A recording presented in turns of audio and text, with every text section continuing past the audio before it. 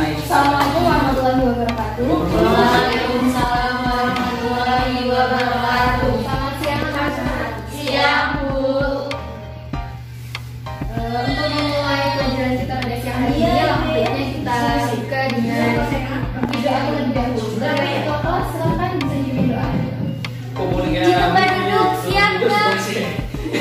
Berdoa mulai.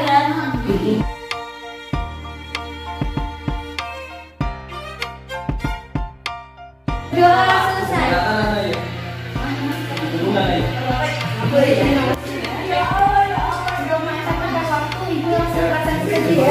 Iya, prasasti. Asriani.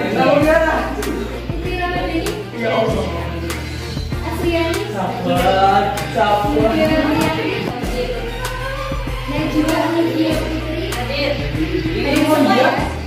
Sarung ya. Baiklah, sebelum kita mempelajari materi hari ini, Ibu ingin bertanya, pernahkah anak-anak berbicara mengenai suatu topik pembicaraan di depan halayak umum? Baik itu mungkin keadaan formal maupun kondisi non-formal. Pernah tidak? Saya pernah, Ibu. Saat itu ada acara remaja masjid. Kemudian saya menyampaikan gagasan saya terkait program yang direncanakan untuk 1 periode ke depan, Ibu. Wah, menarik sekali ya. Terima kasih banyak Mbak Hilda. Nah, anak-anak, apa yang dilakukan Hilda adalah salah satu pengalaman yang merupakan bahan yang akan kita pelajari. Untuk lebih jelasnya, akan Ibu jelaskan apa sih yang akan kita pelajari. Tapi sebelumnya, ada tidak yang ingin bertanya terlebih dahulu, mungkin ingin tahu sedikit mengenai apa yang akan kita pelajari atau penasaran seperti itu? Ada tidak?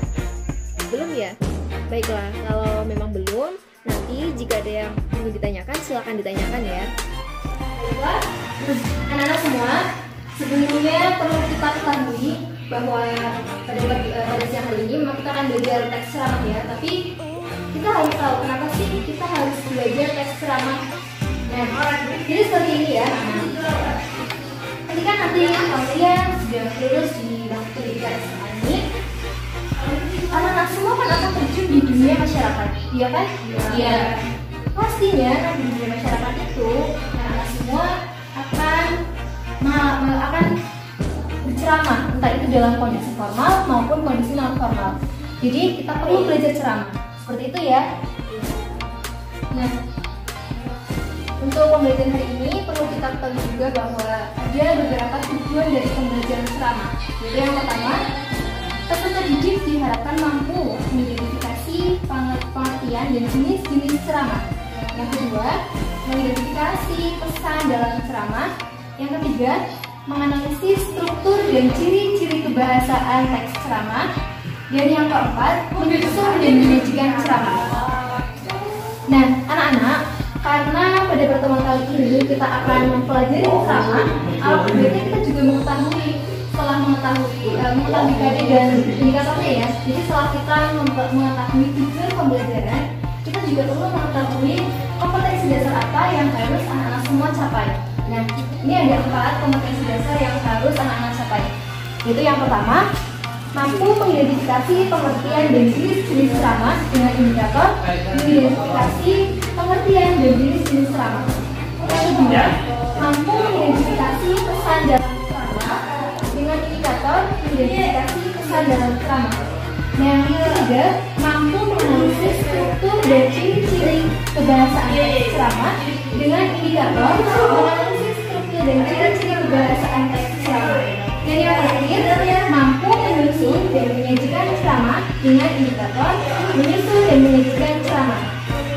Nah, itu tadi ya anak-anak semua indikator dan kompetensi dasar yang harus anak-anak semua capai. Karena pada pertemuan kali ini kita akan belajar ceramah, jadi alangkah baiknya teman-teman semua menyimak terlebih dahulu ya video ceramah. Nanti Ibu akan share di grup ya.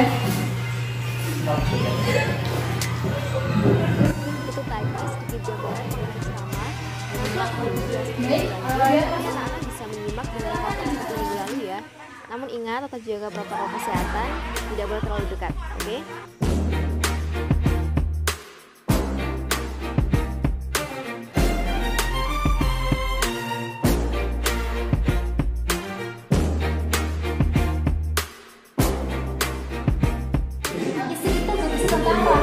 argumen.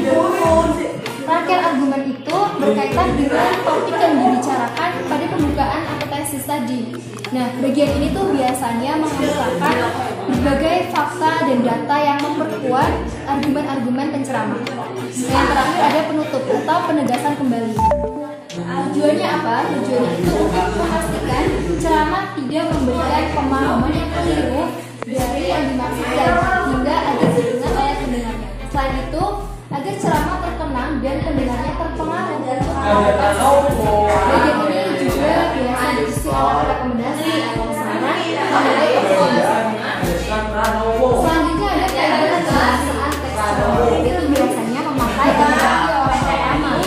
Pada ganti orang pertama itu misalnya saya, aku, kami, seperti ya. Kemudian kata ganti jamak, yaitu seperti anak-anak, bapak-bapak, ibu-ibu, saudara-saudara dan lain sebagainya. Dan menggunakan kata teknis atau peristilahan yang sesuai dengan topik yang dibahas. Misalnya apa? Misalnya itu topik yang dibahas adalah kebahasaan atau sastra. Nah, istilah-istilah yang muncul itu meliputi prosa, puisi, gramatika, bahasa, dan lain-lain. Kemudian ada juga menggunakan kata-kata yang menunjukkan hubungan sebab, akibat, atau argumentasi. Contohnya seperti apa? Contohnya adalah demikian, akibatnya, oleh karena itu, maka dari itu, dan lain sebagainya. Nah, ada juga banyak memakai kata kerja mental. Misalnya apa? Memprihatinkan, memperkirakan, mengagumkan, diharapkan, berasumsi, menentukan, dan berpendapat. Yang terakhir, menggunakan kata persuasi. Seperti apa? Seperti diharapkan, sebaiknya, hendaklah, perlu, harus, dan lain sebagainya. Seperti itu ya, itu terkait kaidah kebahasaan pada teks ceramah. Kemudian ciri-cirinya apa sih? Ciri-ciri dari teks ceramah itu. Yang pertama, ada sesuatu yang dijelaskan atau diinformasikan untuk memperluas pengetahuan para pendengar. Kemudian disampaikan oleh seorang yang memiliki keahlian atau dianggap pakar dalam bidang atau disiplin yang diceramahkan.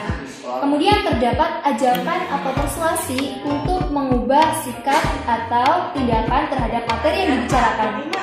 Selanjutnya berisi argumen yang menguatkan topik yang dibicarakan, memiliki fakta dan data yang memperkuat jelas dari teks, dan terdapat komunikasi dua arah antara pembicara dan pendengar, yaitu berupa dialog, tanya jawab, kolom komentar pada tanggapan video.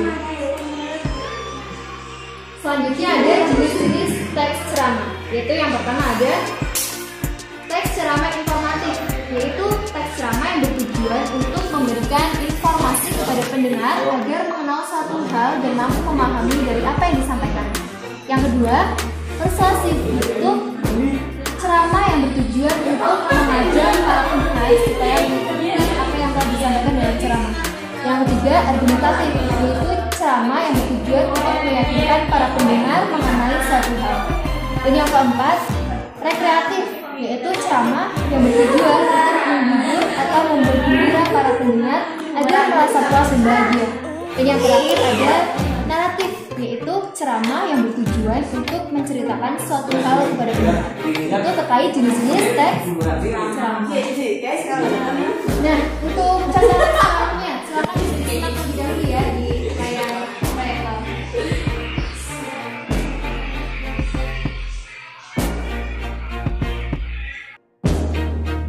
Sudah dibaca ya, bisa terbaca tidak anak-anak? Bisa.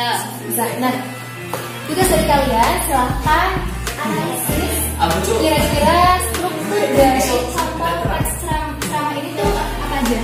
Ada apa saja di sana, dan silahkan berikan pembuktiannya ya. Jadi ditulis misalkan ada pembukaan, bagian mana yang termasuk pembukaan, kemudian yang kedua bagian isi, ditulis sampai ke penegasan ulang, seperti itu ya.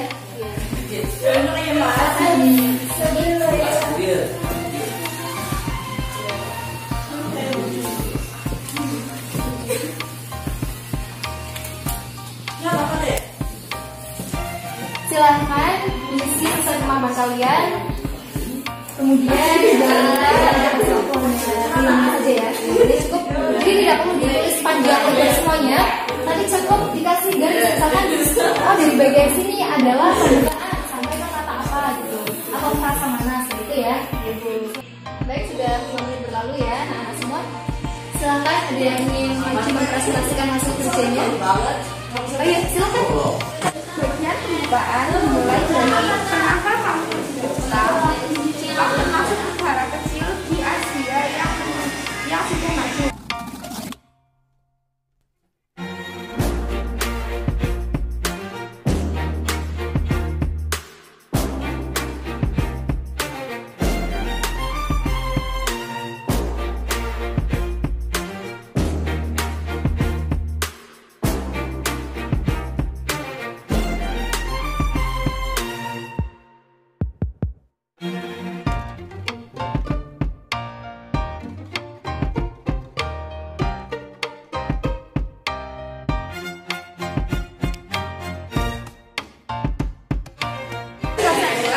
Dimulai dari masyarakat Jepang sangat menghargai waktu sampai pelajar acara masyarakat Jepang.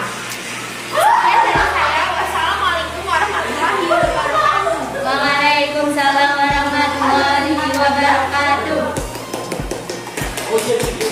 Baik, terima kasih banyak ya atas presentasinya.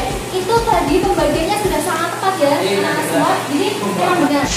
Baik anak-anak, karena materi kita pada siang hari ini sudah selesai, kita akan menegaskan kembali terkait materi teks cerama ini. Jadi Ibu Penny, kita bisa berdiskusi ya, bisa berdiskusi dengan teman dan dengan saya juga. Nanti saya dikasih diskusi, teman-teman yang bertanya silakan bertanya, yang bisa menjawab silakan dijawab. Seperti itu ya. Silakan, ada kayak yang bertanya. Ya silakan.